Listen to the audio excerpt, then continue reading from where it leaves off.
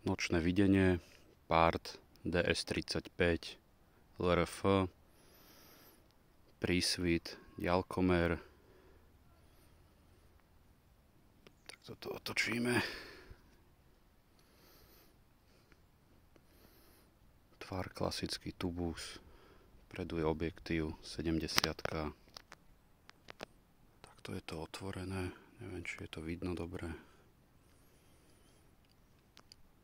V podstate ľavé koliesko sa nepoužíva, v pravom koliesku máme baterku, všetko ovládame buď vrchom alebo týmito 4 tlačidlami.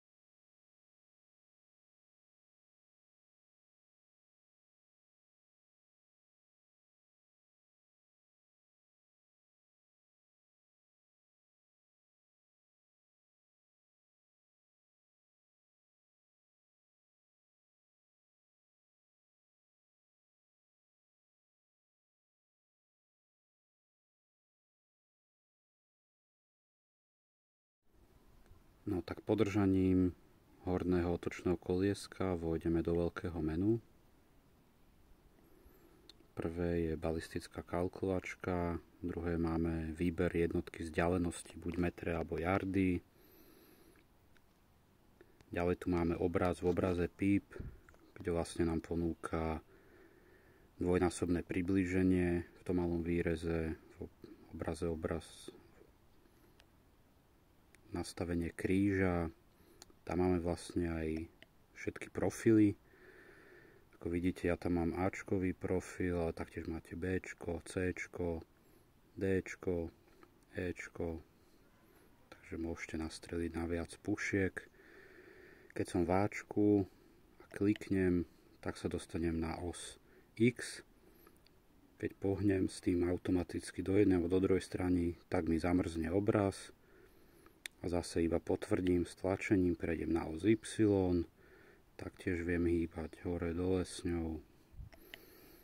Potvrdím, potom mám štýl kríža, je ich tu na výber 6, ako vidno, alebo bez kríža. Ja mám zvolenú tú 6, kde mám v strede ešte bodku. Sú tu farby biela, žltá, zelená. Ja používam buď zelenú alebo žltú. Zase uloženie, že podržím horné tlačítko dlho. Ďalej tu máme gyroskop, prednastavené zväčšenie, keď zapnete prístroj, že či má byť na 5,6 alebo na 11,2. Tak sa mi to rozostruje trošku. Potom tu ďalej máme vlastne nastavenie farby. A či chceme farebné, čierno-biele, vlastne ako nočný režim, žlté, zelené, cez deň farebné, klasika. Potom osvetlenie v noci, prísvitu, na akej má intenzite začať. Ja z displeja je dobré mať trochu stíšené, aby vás to neoslňovalo. Automatické vypnutie po určitej dobe. Ja to mám vypnuté, nech sa mi nevypína sám. Automatické nahrávanie. Taktiež to mám vypnuté.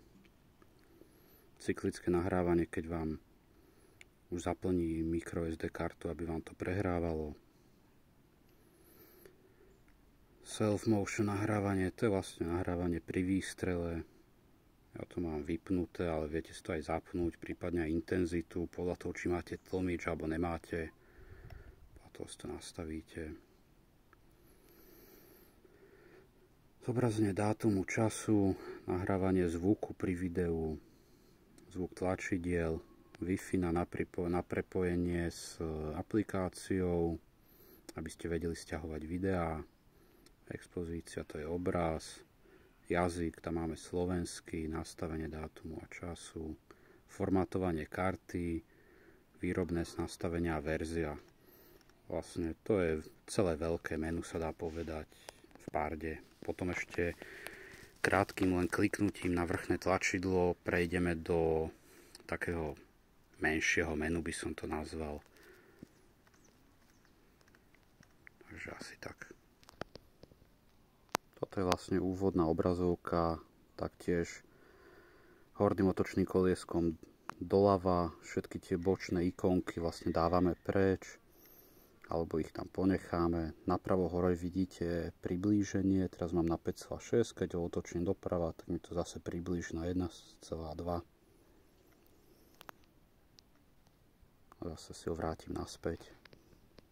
Potom tu máme, ako som hovoril, 4 tlačidlá z hora Pardu, ktorými ovládame buď fotky, nahrávanie videa, zapnutie Wi-Fi alebo diaľkomer.